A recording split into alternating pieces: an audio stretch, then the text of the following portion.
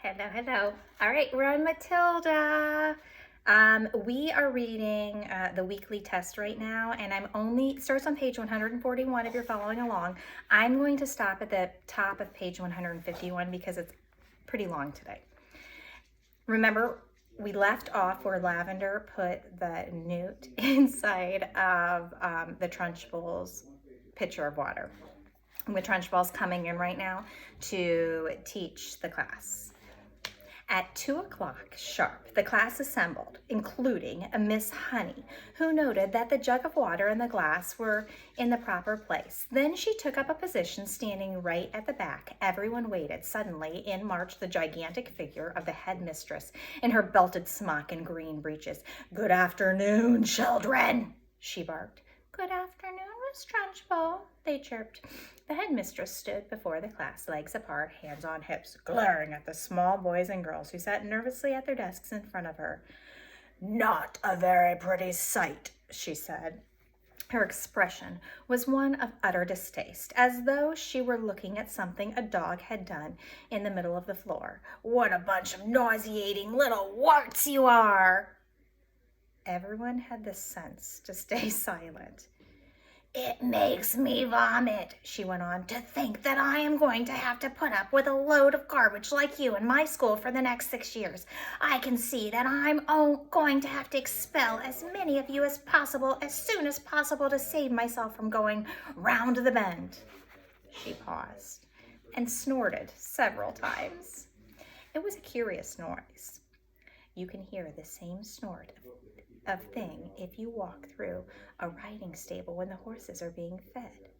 "I suppose," she went on, "your mothers and fathers tell you you're wonderful. Well, I'm here to tell you the opposite, and you'd better believe me. Stand up, everybody." They all got quickly to their feet. "Now put your hands out in front of you, and as I walk past, I want you to turn them over so I can see if they are clean on both sides." The Trunchbull began a slow march along the rows of desks, inspecting the hands. All went well until she came to a small boy in the second row. "What's your name?" she barked. "Nigel," the boy said. "Nigel what?" "Nigel Hicks," the boy said. "Nigel Hicks what?" the Trunchbull bellowed. She bellowed so loud she nearly blew the little chap out of the window. "That's it," Nigel said, "unless you want my middle name as well." He was a brave little fellow, and one could see that he was trying not to be scared by the Trunchbull, who towered above him. "I do not want your middle name, you blister," the Gordon bellowed. "What is my name?" "Miss Trunchbull," Nigel said. "Then use it when you address me. Now then, let's try again. What is your name?" "Nigel Hicks, Miss Trunchbull," Nigel said. "That's better," the Trunchbull said. "Your hands are filthy, Nigel. When did you last wash them?" "Well, let me think," Nigel said. "That's rather difficult to remember exactly. It could have been yesterday, or it could have been the day before."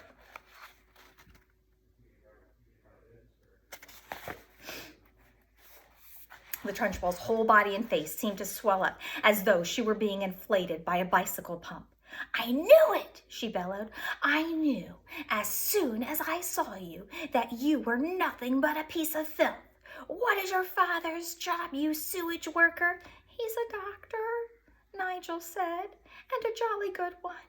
He says we're all so covered with bugs anyway that a little bit of dirt never hurts anyone." "I'm glad he's not my doctor," the Trunchbull said. "And why, might I ask, is there a baked bean on the front of your shirt?" "We had them for lunch, Miss Trunchbull." "And do you usually put your lunch on the front of your shirt, Nigel? Is that what this famous doctor father of yours has taught you to do?" "Baked beans are hard to eat, Miss Trunchbull. They keep falling off my fork." "You are disgusting," the Trunchbull bellowed. "You are a walking germ factory. I don't wish to see any more of you today. Go and stand in the corner on one leg with your face to the wall." "But Miss Trunchbull—" "Don't argue with me, boy, or I'll make you stand on your head. Now do as you're told." Nigel went. "Now stay where you are, boy, while I test you on your spelling to see if you've learned anything at all this past week. And don't turn around when you talk to me. Keep your nasty little face to the wall. Now then, spell right." "Which one?" Nigel asked. "The thing you do with a pen, or the one that means the opposite of wrong?" He happened to be an unusually bright child, and his mother had worked hard with him at home on spelling and reading.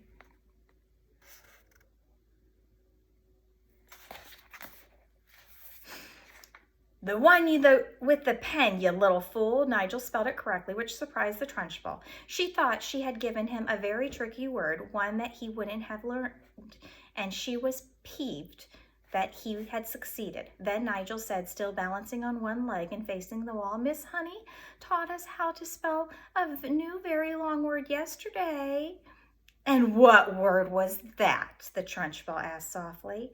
The softer her voice became, the greater the danger, but Nigel wasn't to know this.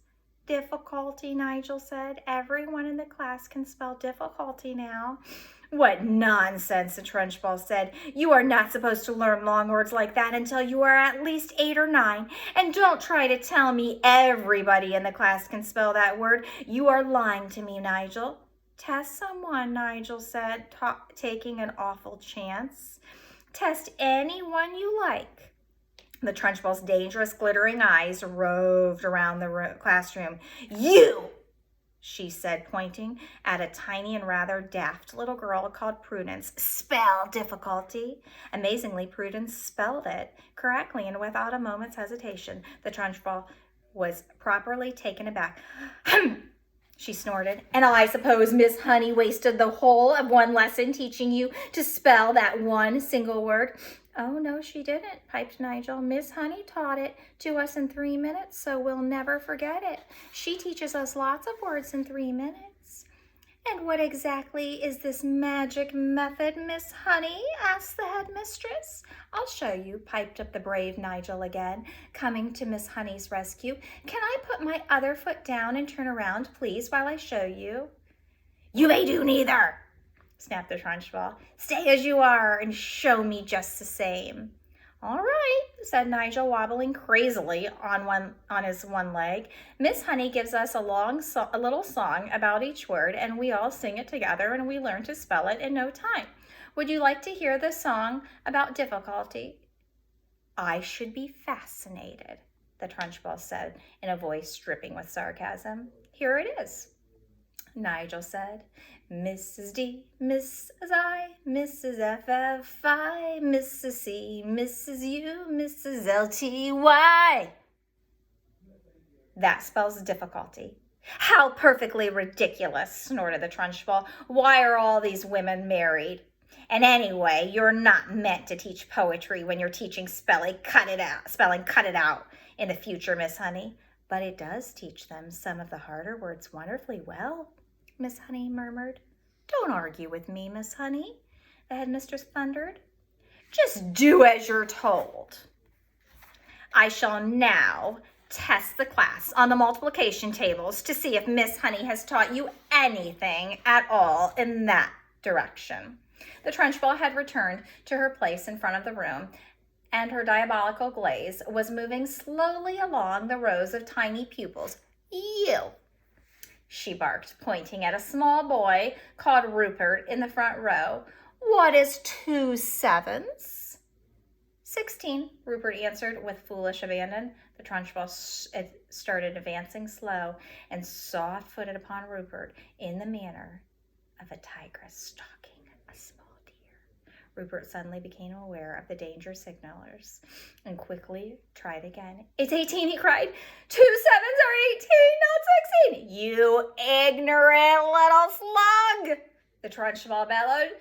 "You witless weed, you empty-headed hamster, you stupid glob of glue." She had now stationed herself directly behind Rupert, and suddenly she extended a hand the size of a tennis racket and grabbed all the hair on Rupert's head in her fist. Rupert had a lot of golden colored hair. His mother thought it was beautiful to behold and took a delight in allowing it to grow extra long. The Trunchbull had as great a dislike for long hair on boys as she had for pigtails on girls, and she was about to show it. Make a prediction.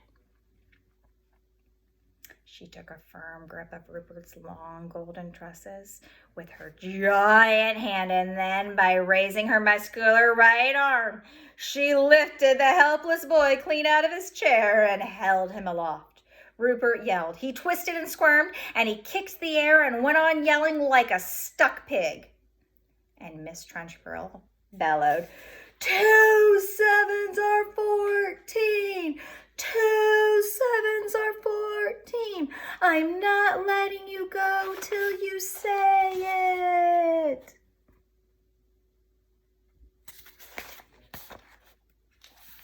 From the back of the class, Miss Honey cried out, Miss Trunchbull, please let him down. You're hurting him. All his hair might come out.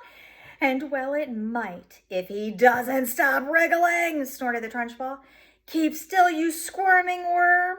It really was a quite extraordinary sight to see this giant headmistress dangling the small boy high in the air, and the boy spinning and twisting like something on the end of a string and shrieking his head off. Say it, bellowed the Trunchbull. Say 2 sevens are 14. Hurry up or I'll start jerking you up and down, and then your hair really will come out, and we'll have enough of it to stuff a sofa. Get on with it, boys. Say 2 sevens are 14 and I'll let you go. 2 sevens are 14, gasped Rupert. Whereupon the Trunchbull, true to her word, opened her hand and quite literally let him go. He was a long way off the ground when she released him, and he plummeted to earth and hit the ground and bounced like a football.